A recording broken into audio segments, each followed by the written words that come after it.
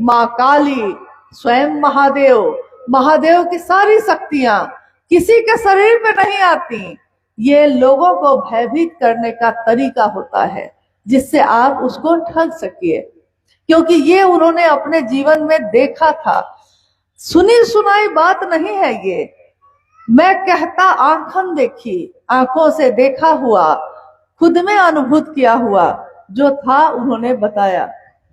और उनके मन ने एक दिन समझ लिया कि यहाँ धरती पे अगर कुछ भी है तो महादेव की दया के कारण ही है, और महादेव की दया ना हो तो कुछ भी नहीं हो सकता।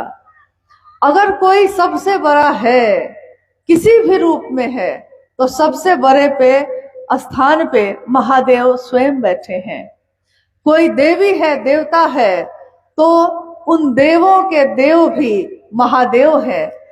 कोई अगर भूत प्रेत या पिशाचों से भरी दुनिया है तो उसके भी सरदार, उसके भी सब कुछ कौन है, तो कपालेश्वर के रूप में स्वयं महादेव है। कोई अघोर है तो अघोरेश्वर के रूप में स्वयं महादेव है। कोई तांत्रिक है, महाकौलेश्वर के रूप में स्वयं महादेव है। और कोई अगर गृहस्थ में रहता है तो उमा के पति के रूप में, माँ पार्वती के पति के रूप में स्वयं महादेव हैं।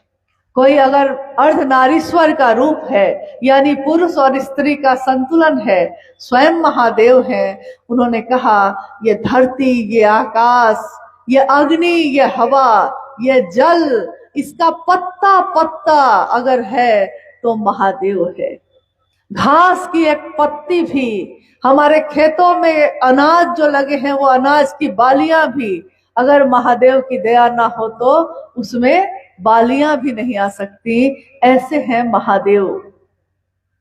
और जब इतनी बड़ी सत्ता, जिससे काल को भी भय लगता है, डरता है, वो काल भी जिससे भयभीत होता है, समय भी जिसके नियंत्रण में है, तीनों लोकों का अधिपति है, जो दूसरों को दे देता है वैभव, और खुद निहंगी है, शमशानी है, खुद चट्टानों पे बैठे हैं।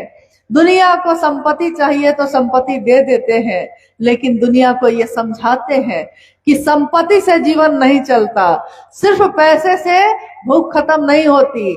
पैसा है आपके पास और अगर अनाज ना हो तो पेट में भरिएगा कैसे पेट को? पैसे से पेट नहीं भरा जा सकता, अनाज से पेट भरता है।